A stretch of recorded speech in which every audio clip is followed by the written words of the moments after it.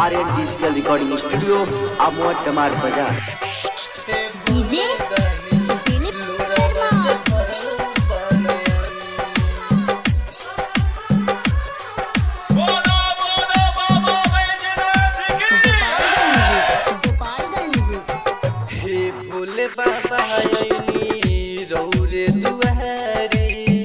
हमके बनहली न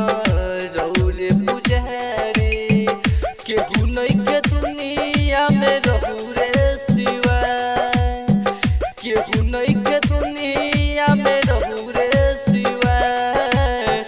कहाँ जाए काती करी कुछ ना बुझाए हे देवघर दानी देह दिन रउआ दर्शन हे बाबा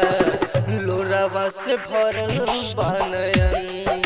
हे भोले बाबा देह दिन रउआ दर्शन हे भोले दानी लोरावा से भरल बनयन डीजे दिलीप शर्मा भोले दानी लोरावा से भरल बनयन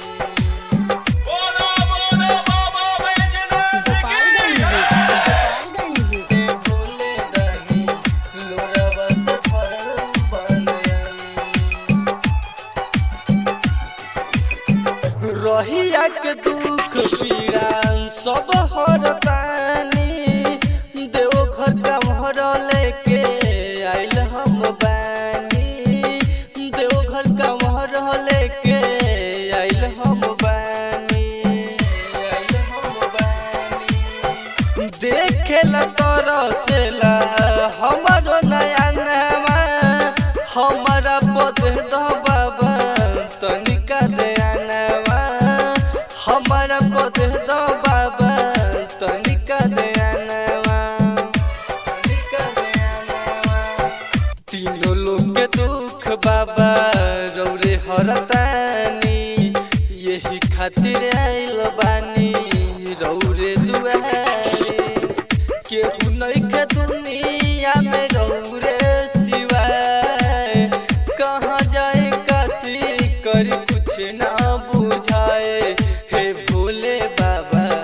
देह दिन रउआ दर्शन हे बाबा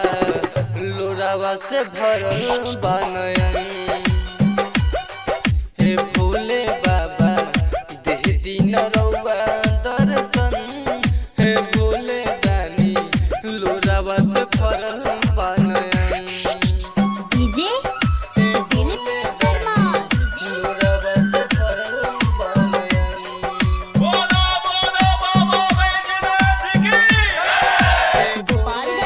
लोरावा से भरल बनयन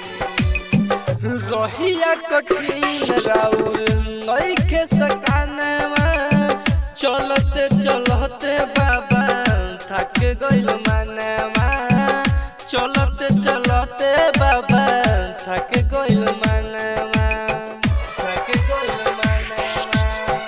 अखिया में लागल बा देखेला सपनवा ए बाबा पूरा करी हमरो कहनवा ए बाबा पूरा करी हमरो कहनवा राइटर देश लिखले रौरे लचारी सुधीर समरिया के बनाली पुजारी राजन रसिक रोवे असरा लगा कृष्णा विकास हाथ लेके पहुँचाए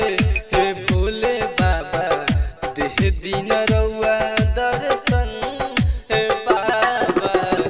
लोरावा से भरल बनयन।